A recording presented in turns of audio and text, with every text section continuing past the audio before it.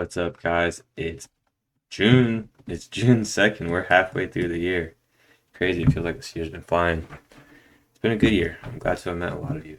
So, yeah, we had a. Did you hear that sound? I just entered a trade overnight session. I'm up today on the overnight session, like 150 bucks on a couple accounts. Problem with this trade is it's a late leg, but I'm just going for a scalp of the 50% level here. I do like those trades. We have a good distance away from the EMA. I think 210 right here is the low of the range. And yeah, I'm trading a second leg. This is leg 1, pull back leg 2, pull back leg 3. So that's a problem. I'm shorting leg 3. But I'm betting that bar 222 is shot to get a retest of the lows before it goes here. And if I'm wrong, I'm wrong. This is one more trade I've added to the 3 types of trades I take. I take 3 types of trades. I could show you today. I took a couple. The 3 types of trades I take is that one you guys just saw on the side, 50% pullback.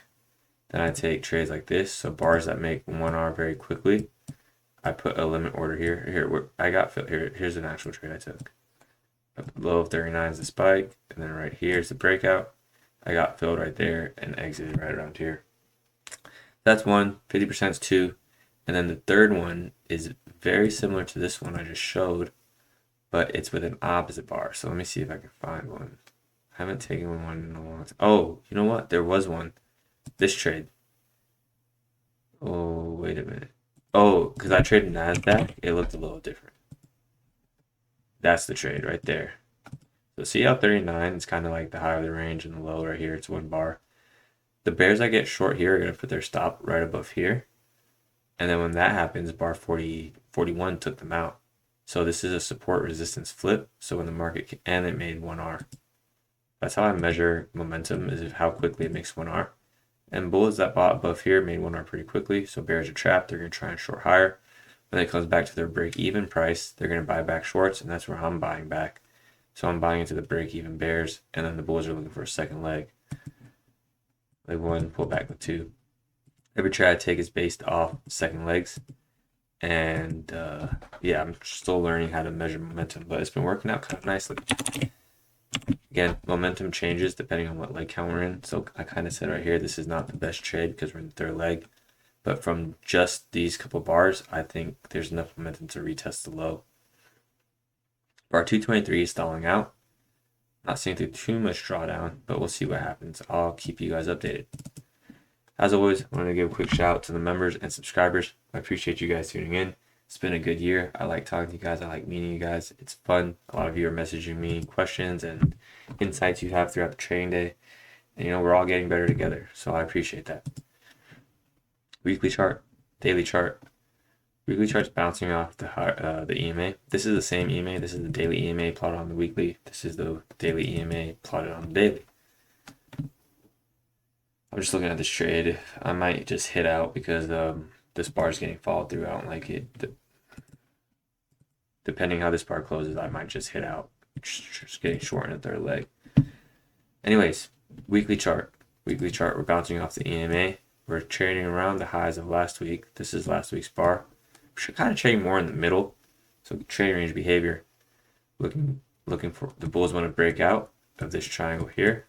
Retest the highs. Bears want this to be a final flag and a prolonged pullback with 3 legs higher. Leg 1, pull back. Oh, excuse me. Leg 1, pull back with 2, pull back with 3. Wedge top, triangle.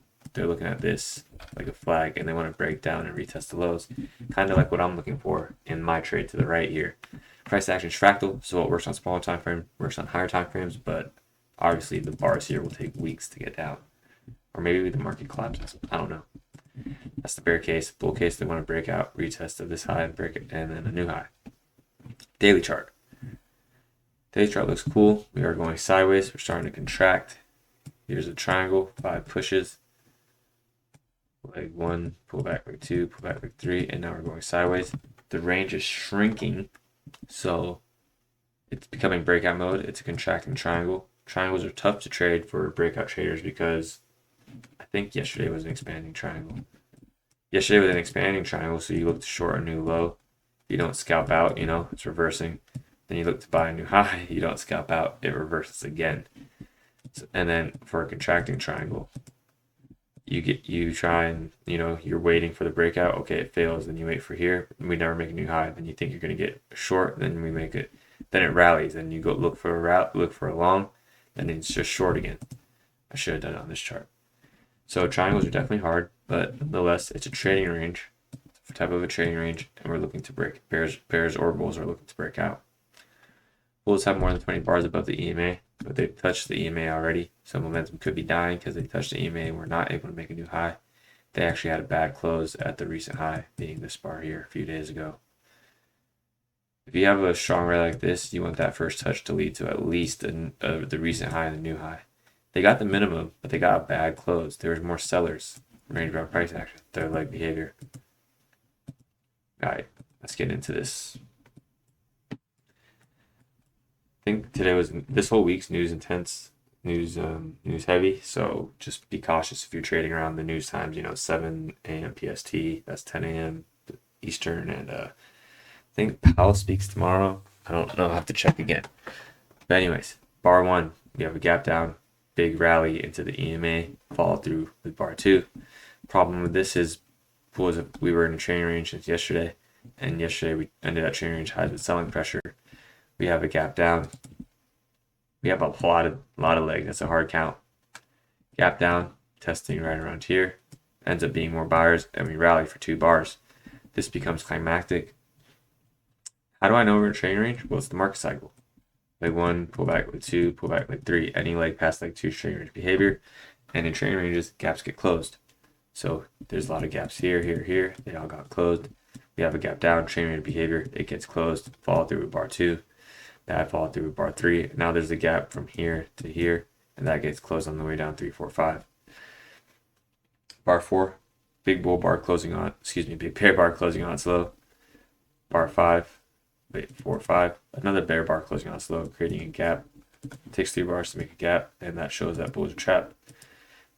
Gaps happen around support and resistance. Look where this gap happened, right around the EMA, right around the 50% mark of bar 1. Usually buyers right there. If it was strong, it'd be buyers for leg 2. Bar 5, bull bar, bear bar closing on slow. Bar 6, follow through. Bar 7, bear bar closing on slow, but has a bad tail.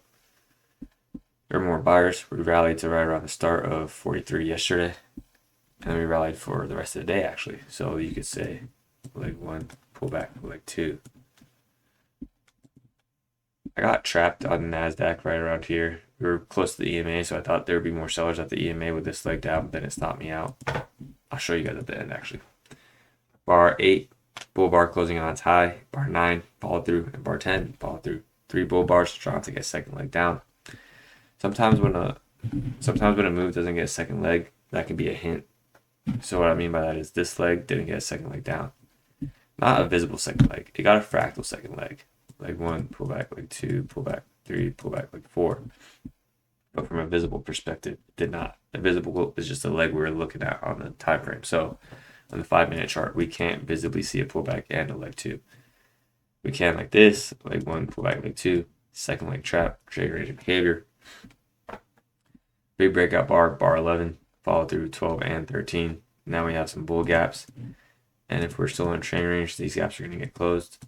And bears do try and close the gap.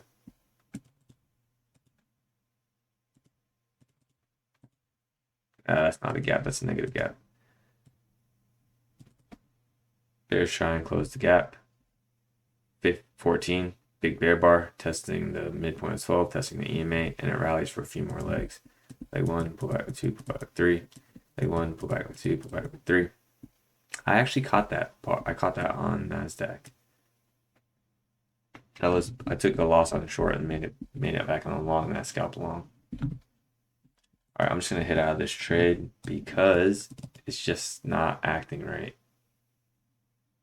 See how there's more buyers now? So we leg 1, pull back leg 2. Yeah, not liking that close position. And that's that. Just wait for the next setup. So bears get 3 legs down. Leg 1, pull back leg 2, pull back leg 3. Wedge bottom into the EMAs. This is support, leads to a new rally. 28, bull bar, 29, 27, excuse me, 26. It's a bull bar with the tail closing below its midpoint. 27, bull bar with a gap created with 29. So 26, 27, 28, 29. My numbers are always off. Another gap, 27, 28, 29. So now we got two gaps, and they're having right around resistance. 50% mark of 24. There's a gap. The high of the trading range, there's a gap. So we know bears are trying to sell. Trap bears, so this is how, look at the high of 24. There's the gap. It rallies. Think about NASDAQ. It rallied a little bit more. And then the bears are going to short more, and they're going to get out break even. When they get back to their original stop loss, or they get down here, they didn't. So hold on, I said this wrong. Bears short the low here, and they short higher here. Look at where the break-even price is, 39. Look where the rally started. You guys see? They shorted down here. They shorted up here. Their price is in the green line. That's where I had my buy order. And then they filled me and tagged me out for 1 hour very quickly. So that's the context for one of my setups. And again, it's still based off second legs. It's just a different market maneuver. It's still a second leg. Because for bulls to stop the bears out, they have to put in that first leg. So second legs, study them, learn them, stick to one setup, learn that setup, and then you add a little bit, then add a different variation of that setup, and then add a different variation, and soon you'll be taking more and more trades. That's how I did it. I started out with one trade for a long time, almost like 3, 4, 5 months. I was just trading this setup, and then one day it clicked, like, wait a minute, opposite bars are the same thing. And then as I was coding, it clicked that I could also trade 50% levels. So I know I'm jumping around a lot, but just bear with me, guys. This is all important stuff. I wanted to get short here. That's my first setup, right? And then I missed the 50% level right here. See? This was a good one. Fill, exit. That's what I was looking for right here. A fill and an exit. Instead, I got a fill, pause, and now the bulls are kind of trending up. I don't really know. It could travel lower, but I think bears are kind of exhausted. 210's weird. So you see how this entry, it's still a second leg. It's just a different entry. Still 1R, just a different entry. It's context over entry. They come context and then entries, always. If the context is right, you have more room for your entries. Look, it's selling off now. 225 had a tail, so there's more sellers at the high of 222. We're in the third leg, so a better trade would be selling at the upper third of that bar. I've been paying attention to that, but I haven't done the back testing for that yet, so I can't really trade it. I do like to back test things before I trade them. My next back test is actually going to be a trading range back test, and it's going to be if a trading range gets 1R, and then so here, see how this trading range gets 1R, then I put my limit order here and I go for that leg too. Same thing, different. Same, but different. So think about that. Think about your trading. Are you trading something repeatable, or are you trading discretionary? There's nothing wrong with trading discretionary. That's my goal, to be a discretionary trader. But the fastest way to discretionary trading is trading systematically and focusing on one thing and then expanding. And over a lifetime, you will be able to trade whatever you choose to. When you trade systematically, you give up the freedom to trade discretionary. When you trade discretionary, you give up it depends what level you are in discretionary trade. If you've been trading discretionary for years, you're going to build a good edge. If you just start out trading discretionary, it's going to take you a very long time. It's faster to become a discretionary trader if you're systematic. Anyways, I lost my point. I lost my place. We're right here. Bears break even. Get the breakout. 38, 30, 40, 41. Here's that opposite bar, 42. So that's a pullback. Leg 1, pullback leg 2. Leg 1, pullback leg 2, pullback leg 3. Bars are shrinking. Kind of trading at a new high with 44, 45. Oh, excuse me. Trading at a new high with 44, 45. Sells off for 3 legs down. Leg 1, pullback leg 2, pullback leg 3. I took this trade. There's that same trade, 1R, and then it pulls back, and then I got filled for 1R on 57, 58. 57, 58, 59, 60. Enough momentum to see a second leg. Again, there's gaps there. So we know bears are getting trapped right around here. And we know that with fall through gaps that they don't really have a chance to get out break even, so they're going to take a loss. That constant tension is what creates a trend. Today was a form of a bull trend.